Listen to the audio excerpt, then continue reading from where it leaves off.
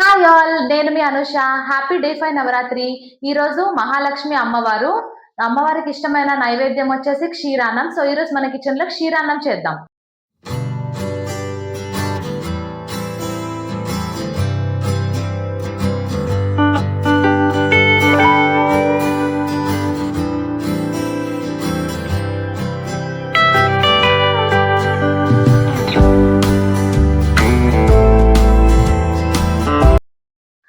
So నేను పాలైతే stove మీద పెట్టేశాను.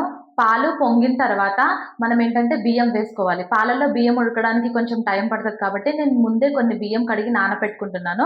ఇవి పొంగిన తర్వాత బియ్యం అయితే అందులో వేసేస్తాను. పాలైతే పొంగుతున్నాయి కదా!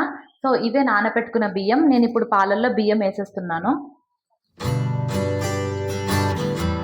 నేనైతే 1 full packet fresh cream milk తీసుకున్నాను.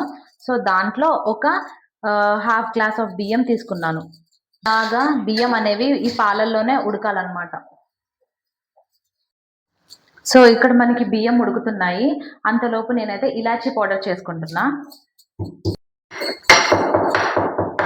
సో ఇలాచీ పౌడర్ అయితే రెడీ అయిపోయింది. నెక్స్ట్ మనం ఏంటంటే నెయ్యిలో డ్రై ఫ్రూట్స్ వేయించుకుందాం. సో కాజు, బాదం అండ్ కిస్మిస్ 3 వేయించేసి రెడీగా పెట్టుకుందాం.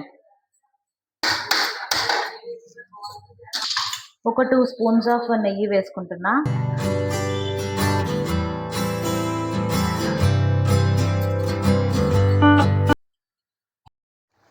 సో నెయ్యి కొంచెం వేడైపోయింది. ఫస్ట్ కాజు అండ్ బాదం వేసుకుంటున్నా. కిస్మిస్ లాస్ట్లో వేసుకుంటాను. ఇవి కొంచెం ఫ్రై అయిపోయిన తర్వాత కిస్మిస్ చాలా తొందరగా వేగిపోతాయి కదా.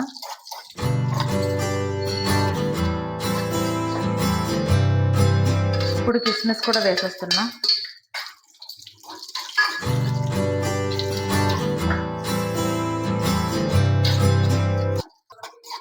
సో చూసారు కదా, డ్రై ఫ్రూట్స్ అయితే వేగిపోయినాయి. లైట్ బ్రౌన్ కలర్లో వచ్చేసాయి మంచిగా. Stove off చేసేస్తున్నా. రైస్ చూద్దామా ఎంతవరకు ఉడికిందో చూద్దాం. ఇంకొంచెం ఉడకాలి. ఉడికిన తర్వాత ఇందులో బెల్లం వేసుకుంటాం. ఇది ఉడుకుతూ ఉంటుంది, అంతలోపు మనం బెల్లం కట్ చేసుకుందాం.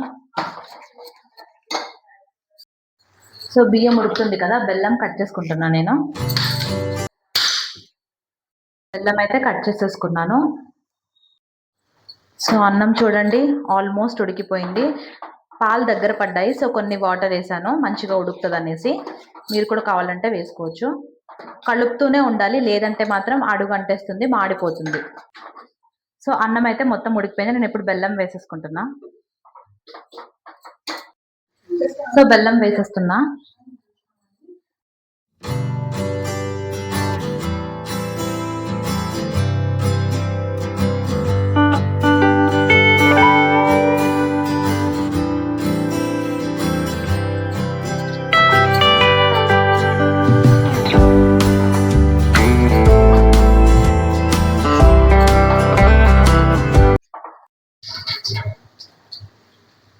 లైట్గా సాల్ట్ వేస్తున్నాను స్వీట్నెస్ని బ్యాలెన్స్ చేయడానికి.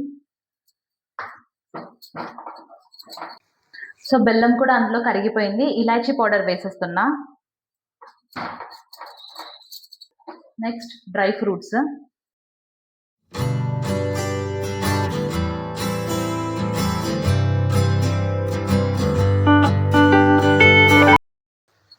నేను ఇంకొక 2 స్పూన్స్ ఆఫ్ నెయ్యి వేస్తున్నా పైన.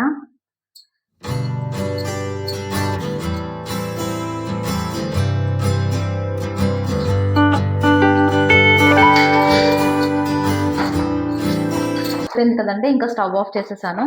మన క్షీరాన్నం అయితే రెడీ అయిపోయింది.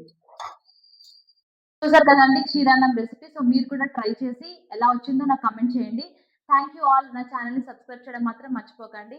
Bye bye.